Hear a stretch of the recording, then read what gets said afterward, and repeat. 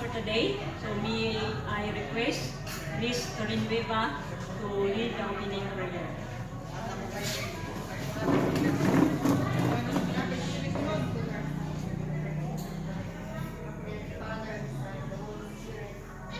Our Father in heaven,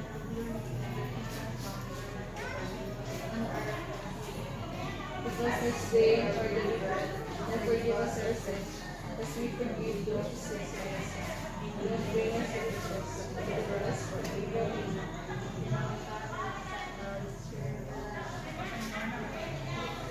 Okay, can you please sit down? Okay, class. By the way, I'm your science teacher, and I'm Maria Rosario S. Jimenez. But before we will start our topic or lesson for today, may I request everyone to sit present with your name being called.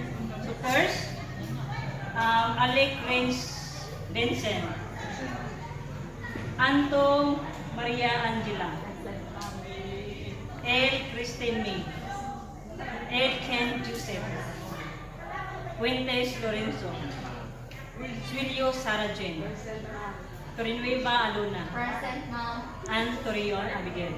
Present. Okay, very good. Perfect, Athena. So let's give yourself a round of applause. Thank you. So today, our topic is about drug. By the way, kinsay familiar niyo about shabu or any methamphetamine or kanang nakakita og drugs or shabu or sa kinsa man? Ha? Kung mo kita shabu? Nakagamit? Wala pa jud. As in? So ikaw, Sir Fuentes. Okay, so atong ilailahon, what is the different kinds of drugs na makadaot towards natong mga kabatanunan or towards ninyo nga mga students. Una, the PDEA, the Philippine Drug Enforcement Agency, it is an agency that is involved for the education and community involvement service. So, Republic Act 9165. So, it is an act, or it is called also Comprehensive Dangerous Drugs Act of 2002. It was signed last June 7, 2002, and published last June 19, 2002, and took effect last July 4, 2002. So what's RA? RA 9165. So it is a Comprehensive Dangerous Drug Act. So, reorganization of the Philippine Drug Enforcement System. So, the reorganization of the new Dangerous Drugs Board as the policy and strategy formulating body.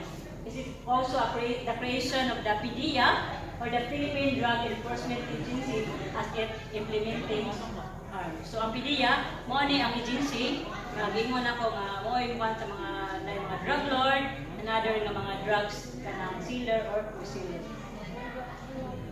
PDEA, a regular law enforcement agency implementing arms of the DDP, and it is responsible for the efficient and effective law enforcement of all provisions on any dangerous drug and all controlled precursor and essential chemicals. So why should we avoid dangerous drugs? Ngano ato mang likayan ang drugs? First, it is illegal. So it is illegal knowing that it's prohibited by the law of RA 9165. Next, health, it damages our brain and body. Not only to our brain and body, but also to our different part of our body system. Next, psychosocial, destroys one behavior and causes one to commit crime. So it destroys to our relationship, also to our family, and also to our neighbor, and also to the people surround us. Next, spiritual, against the will of God. So money, the dangerous or the drug are dangerous to our health, to the environment, and also to the community. Therefore, drug abuse is everybody's concern. Mo na nga, we are blessed because the new administration today, the Duterte administration, has been implementing na mawa ang mga drug lord or mga drug user and others. So, atong taga-kwanti, Duterte sa ihang strong power na makuha ang mga drug. So, what is drug? My dear students, what is drug? So, drug is a chemical substance that brings about physical, emotional, or behavioral change in a person taking it. So, kanang mga paracetamol, mga music, or any kind of it is called drug or not? So, because it alters to our health, and also it can change our emotional, psychological. So, it is also any substance other than food or water that is intended to be taken or administered for the purpose of altering, sustaining, or controlling the recipient's physical, mental, and emotional state. So, mo na nga, it is other than food and water. So, it is called drug. So, mo na ha, dili ra ang shabu, may gitawag na to drug. So, kana mga paracetamol, mga other nga mga gina-inject na to, it is also called drug. So, drug abuse is the use of any chemical substance, illicit or illicit, resulting to individuals' physical, mental, or social impairment. So, licit or illicit, so legal or illegal. So, mga matawag siya drug abuse kung hindi pa sobraan siya. Now, without the proper prescription of the doctor and other na mga professional. So, it may refer to any of the following practices. First, using without benefit or prescription. Sa ginainom ka na ako. Useful drugs which have the capacity to alter the mood or behavior. Using drugs and substance for a purpose different from the one from which the drug has been prescribed. Using drugs and substances having no legitimate medical application or purpose other than research. Mo na nga, kung ikaw, kuwang mag-research of talk, sige ka take of sleeping pills, so kuhan mo na siya, drug abuse po na siya. Ha? Mo na nga, unless siguro kung gina-resita o gina-prescribe sa inyo, ha? So, profile of drug users as per DDP a calendar year of 2008. So, kung saan naman ang mga kasagaran sa drug users. So, una, single status. So, our first single 56.94%. Kinsa may mga single yari. Okay, so kamo kay mga estudyante pa naman no. So, unless siguro kung mga ninyo na. So, educational attainment of high school level. So, kamo, nabilong mo sa maong there are bigger chance na mugamit sa maong drug or na next, gender or sex or ratio of male to female is 9:1. So muna, kasagaran jud mga lalaki. Status of employment to unemployed. Nga no unemployment? Katong mga walay, trabaho kay wala sila. Ang place of residence urban, so katong mga nasa syudad. Next, duration of drug taking more than 6 years. And nature of drug taking, fully drug use. So, daghan ng mga klaseng mga.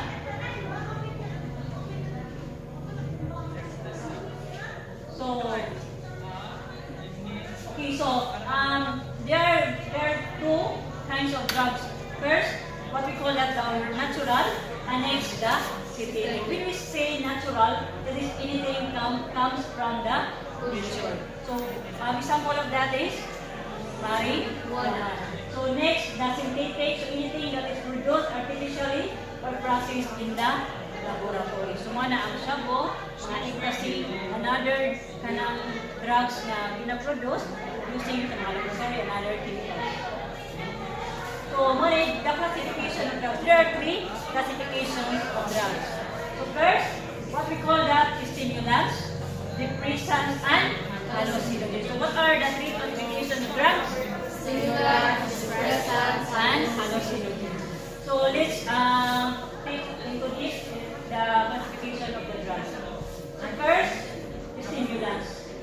So, the stimulants is called uppers. When we say uppers, any of a group of drugs that excite the central nervous system. It increases alertness, alleviate fatigue, reduce hunger, and provide a feeling of well-being. Sumuna kana makapa-increase sa atong central nervous system. Muna ang gitawag na to uppers. Nga which is makapasaka na to, feeling na to nga high-tech, feeling na to bright-tech, feeling na to kanang gitagutumon, or ganun. So, muna ang gitawag na to mga stimulants. Example of that is the cocaine and methamphetamine. So, what is the chemical name of shabu? Methamphetamine. Muna ang mga chemical name sa shabu. So, muna ang forma. Kailangan ninyo. So, muna ang forma sa shabu and the cocaine. So, basig makaimaman mo na sa inyong silingan na ay mga ingana, ha? So, next kind of classification of drug is called depressant. So, na may stimulant can excite or can increase our central nervous system.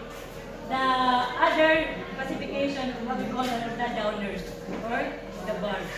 So, any drug or chemical that decreases the activity of any bodily function. The term is most often used to refer to drug that reduce activity of the central nervous system. Mo na nga makapaubos. So, na may pagsaka, yun na may paubos.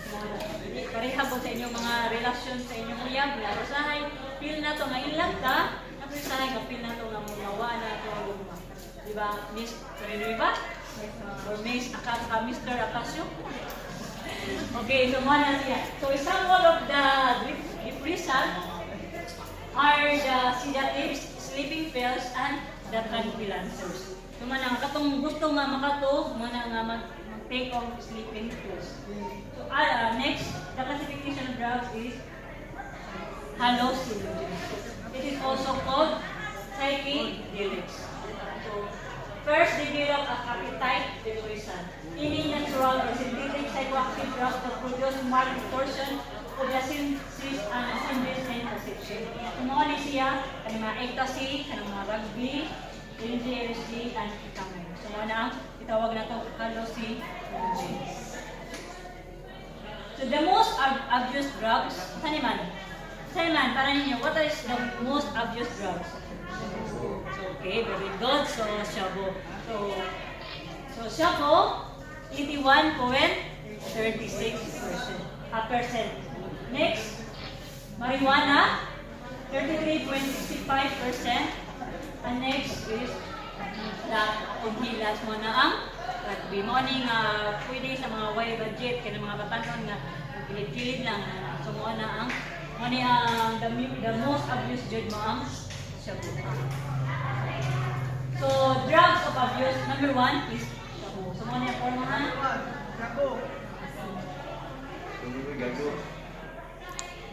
Okay, so this is how to use the shabu. So, dili ko kasabotang nga mo ni ang forma sa shabu. So, ila-ilahan lang yun ka paggamit para ma-aware mo that they are illegal.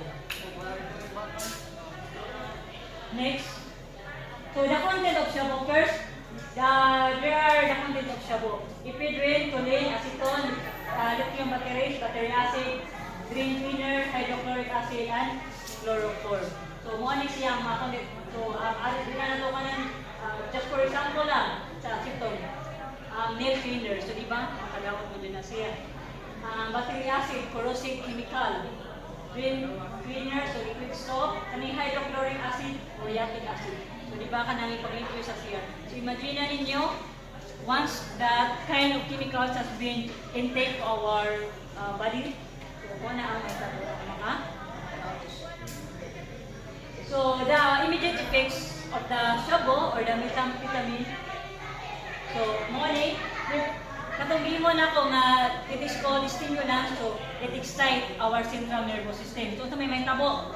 So, it produces anxiety, tension, irritability, irrational behavior, talkativeness, and loss of self-control. Muna nga, magabitan ang usa na tao. Muna kung hilumon, and once nga nagamit og shabu, nangama, then result in loss of appetite and inability to sleep.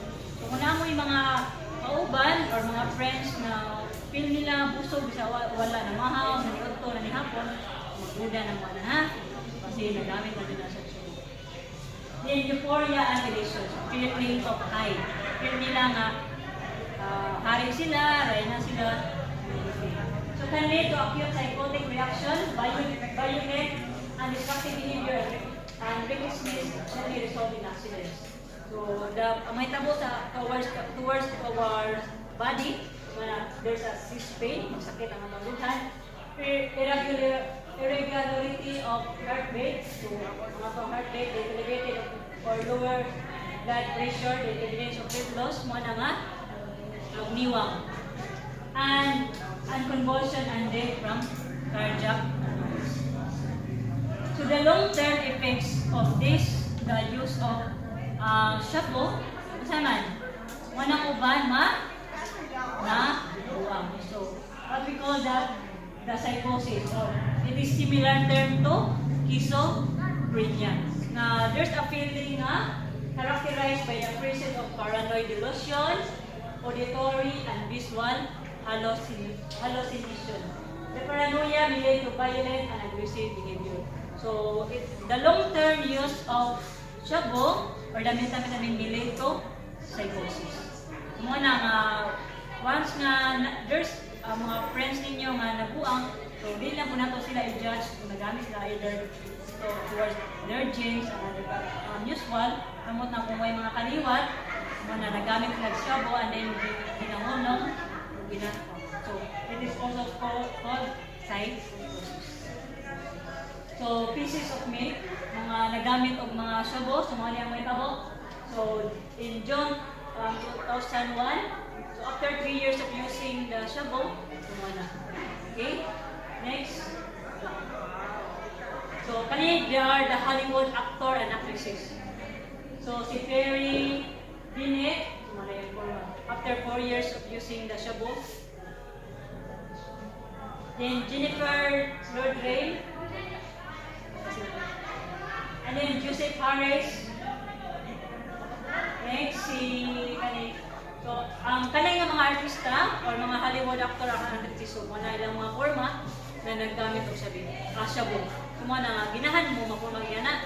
Di man dyan no. So mga nga may tabo, they are kanang ungrooming, mga tidy, and others. So mga na ang forma. So 10 years of using so mga na forma, mura na o agoy. So there's it is the brain of the drug abuser. So as we say, so na-addict siya normal ang otot sa usa ka tawo na once magamit og shabu. So it is the normal person's brain and the other one is the drug abuser.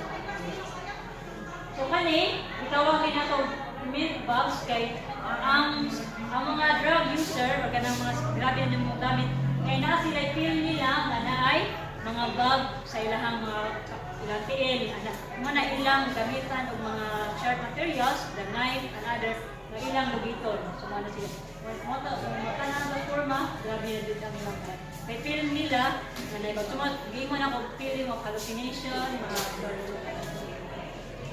no, makanatos forma, so yan lang yan. Diba, murag lain na dito. And then, next, so it is the fate of the drug abuser. So not only sa mga smoker, but also towards sa mga drug abuser. Ginahan mo mangyari ng ipon. No. So mga na, ay highly jud na discourage na magamit mo o so kani, mga pamilya na siguro mani ng mga artista ha, the celebrities. So kani, parang sa salida. Kumalo. Oh, karon. Sa'yo day? Kumalo. Oh, so kumalo. Next. So kani, gisco. Kita mo ni? Whitney. Si? Whitney? So, si Whitney Elizabeth. So, mani yang forma na nagamit og shabu. So, kani si Nate Nolte, the other. So, tanawa yung forma, mga anti-din na dyan, wala na ipakalam sa ilang kaugalingon. So, another one, si Lindsay Lohan. So, as we differentiate dyan, lahat na dyan ang kalahian. Then, Nicole Richie. Another one. So mga to, some of the celebrities are using drugs na gina-abuse na jud nila. The drug abuse number 2, mo ang marijuana. So, or it is called in scientific name, cannabis sativa. So, kasi naamoy mga silingan na nagtanong nga niya. So, kindly report. The next. So, the immediate effects and the long-term effects of using the cannabis sativa or the marijuana, so mga may tabo. Faster heartbeat and pulse rate. So, ang ato lang, murag, paano na to, ang code lang, kung naay bloodshot eye or blurred vision, rapid eye movement. So, once na murag feel nila nga kana makuha ang mga mata, so usually na they are using marijuana. So, mga dry mouth, forgetfulness, inability to think, food rate, and others. So, the long-term effects, so mga psychiatric, consequences, the renal damages. So, it damages to our renal system or especially to our kidney. Next, so the use of nagamit of marijuana. So, they are the celebrity. So, Mike Barton. Kani, ako sa umalon, si Macaulay Culkin. Okay, the number 3, the drug abuse. What we call that inhalant. So, it is a volatile chemical substance that contains psychoactive vapors producing a state of intoxication. So, ano siya? The example of that is the glow and the adhesive cement or the so what we call that? Inhalant. So, the number 3, drug abuse. So, the immediate effects of the inhalants, so the prone to bleeding and neurosis, loss of memory, difficulty in learning and saying things clearly, loss of body control, cramps, pain, and bad health. And the long-term effect is permanent damage to brain, liver, and kidney. Towards to our brain, liver, and kidney. And individual symptoms, anxiety, depression, and irritability, aggressive behavior, dizziness, and insomnia. So, muna nga magka-ingredient. So, another, the ecstasy. So, mga forma sa ecstasy, particular sa mga kidney. So, the sleeping pills. So, muna yung the sleeping pills. So, it is also commonly known as tranquilizers or the sleeping pills. So, si Heath Ledger, or the Hollywood actor, the one who produced tranquilizer, so kanina died from the overdose of sleeping pills. So, hindi yun mayo ang overuse of the sleeping pills. So, what is tobacco? So, tobacco, so kasi yung nagaling tobacco dahil. Mga smoker, wala? So, tobacco means that 12 leaves of tobacco plus nicotina tobacco, which contain a very potent ingredients called nicotine. So, muna nga na ay nicotine.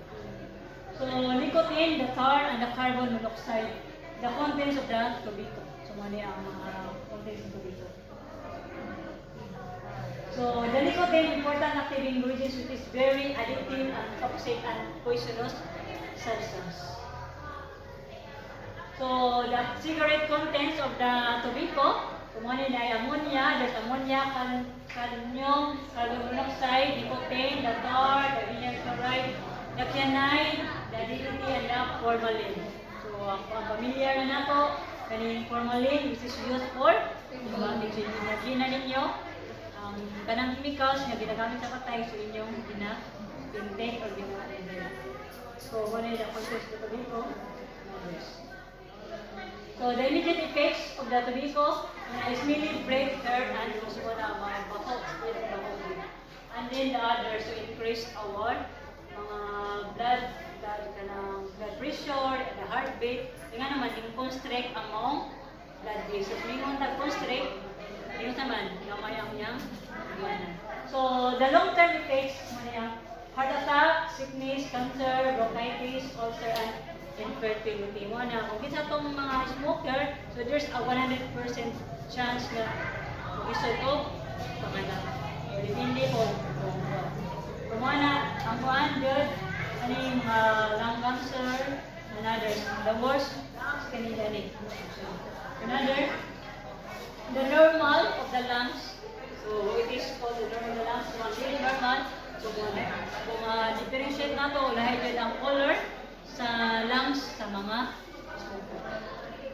So, Prohibited Act of 9211 known as Tobacco Regulation Act of 2003. Nga naman, kung na, mga toning, kaning nga act, bago ka siya, which is allowing minors to master selling tobacco product, or selling tobacco product to minors. So, siya pwede ibig sa mga minors. Then, what is alcohol? So, alcohol, kasi yung mga palahubog yan eh. Okay. So, Mr. Walmaditano, sometimes we need alcohol to our body. Pero the worst lang, kung atong inasobraan na mahubog na, dahil na dyan ang atong forma, we are lack to ourselves, lack to our kaugalingon. So, alcohol is a powerful drug. Alcoholic drinks contain ethanol or ethyl alcohol. So, ethyl alcohol, rasa na. Panglimpyo, di ba na to? So, yan yung forma sa mga tao na mga alcoholic. So, minahan mo yan eh. So, I know, some of you experience this kind of nga mahubog na, yan yung forma nga sigasa na. Nga nahamukuhan. Panguban, the worst lang, hingda na, makabiyan. So, ngayon, the long-term effects of the alcohol use, muna ko nanti yan, kaya nadamis naman ang, kasi nadamis, what kind of organ? Ang ato ang? Liver. So, ang liver na to. Kani, ang mata niya, daw na, kaya daw naman ang liver, the one symptoms of the damage to our liver, na magka-yellow or mag-genosis.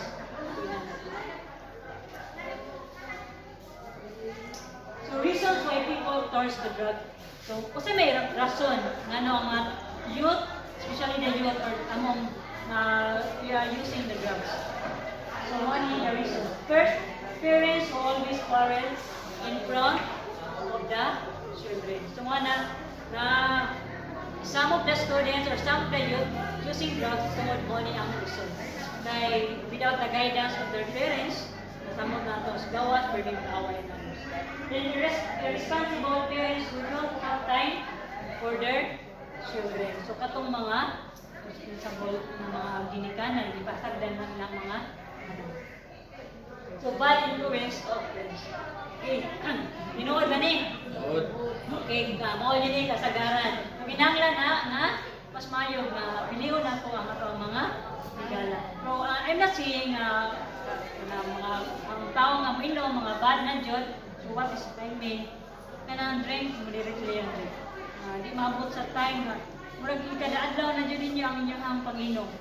Murag dahil na jud ba nga. To the point lang mangawat na ka para sa imong bisyo. To the point lang mamakap na ka. So lack of self-confidence and inferiority complex. Kuan sa ato ang kaugalingon nga wa tay halik sa ato ang kaugalingon. Feel na to we are low sa ato ang kaugalingon, feel na to we are down another. So na kato mga ipasakitan, ipambuwagan, may mga problema, so na mo go into drinks or na magpahubog-hubog. The common signs of drug abuse, so na siya. Stealing items can readily sold for cash. So some of the mangawat na ng jud para naay maaman sa ilahang bisyo. Sa ilahang paligog sabo, or paligog rugby, or pang-inom, or pang-tabako. Changes in mood, depending on the drug taken, some mood, depression, insanity, and so mga otro ang mood. So, usahay buutan, mangaway, noon, mga otro ang mood. Then, association with non-drugs abuser. So, na yung pakiharbilo sa mga tao, mga drug lord. Change from normal capabilities for habits to essential. Or kamo mga estudyante, kung early bird mo niya, tungkol sa inyong bisyo, maliit na inon mo, sige mong absent. So, posible na siya na usa na karason nga nagamit mo ang other drug, tobacco, or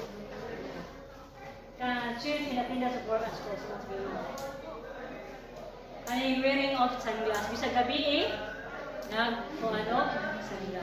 So, muna siya, magbantay mo, basig nagpuwa-puwa na ng mata, o pili ng puwang na o tulog.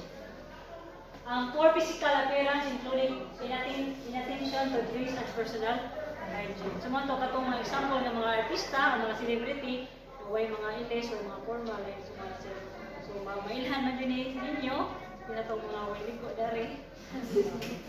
Okay, next. So, asa man inyong gustuhan? Which one na ginahan ninyo? Una,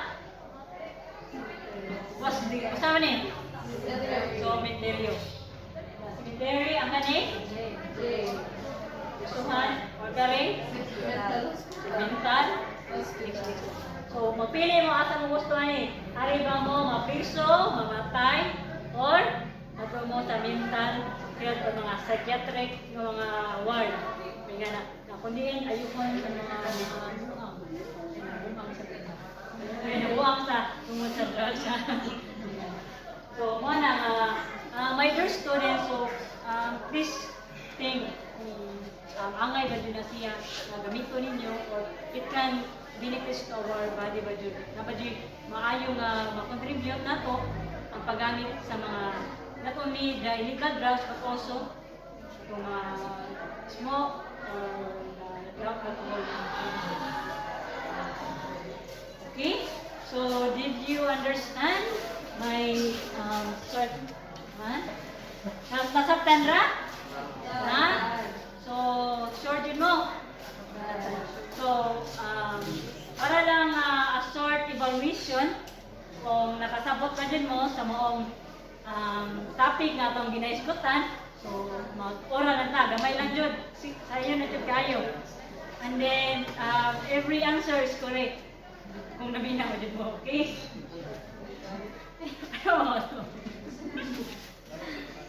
Okay.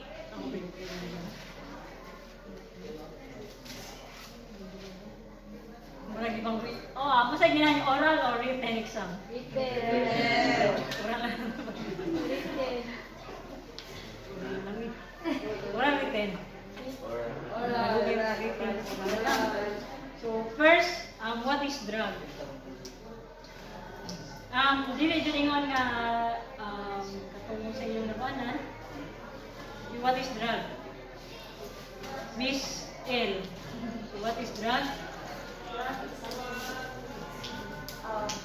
May sa mata. It's either tambal, good sa health, or really good sa health. Okay, so let's give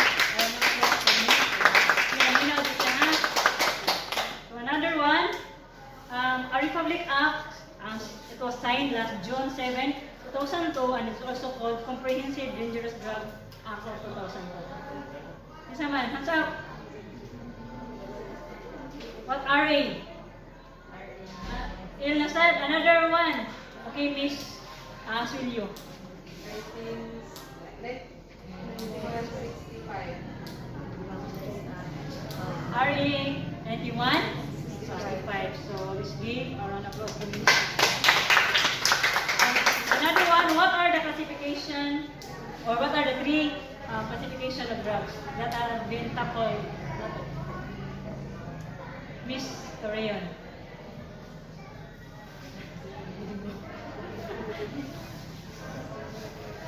What are the classification of drugs? Depressant, hallucinations, depressants, hallucinogens, or inhalants. Okay, the three classification of drugs are depressants, the stimulants, and the hallucinogens. Okay, mga naminaw din mo, no? Very good kayo, eh? So another one, it is also called, or it is known as the uppers. What classification of drugs that is called as uppers? Acasio, Mr. Acasio. Huh? Stimulants. So it is called stimulants. So the classification of drugs that uppers or excite our central nervous system is the stimulants. Downers. Katong opposite sa stimulants. Another na po. Miss Torin Weba, partner din sila. Okay, depressant. Okay, let's read. The first develop an appetite, suppressant, and also called as psychedelics. So, ano to? Appetite depressant. And now, the other classifications, di ba tulungan to? So, ano to sa? Ano? Halo, suggested naman. So, what are the number one and most abused drugs? Okay, shabu. It is characterized by the presence of paranoid illusion, auditory, and visual hallucination. So, it is also similar to schizophrenia.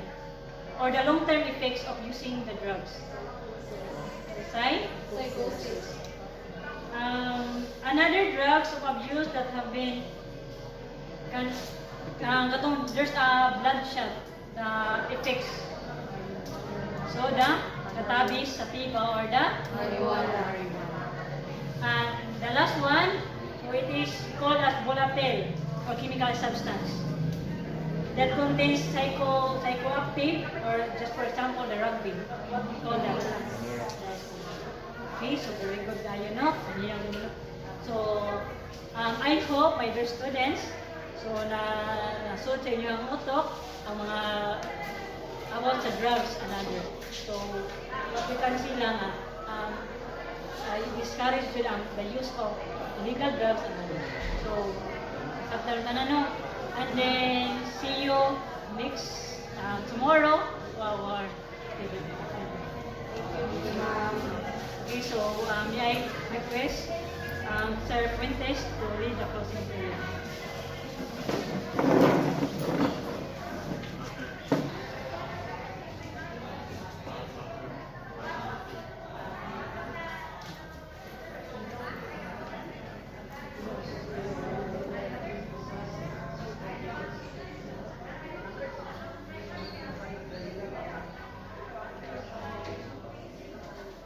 Goodbye, students. Goodbye.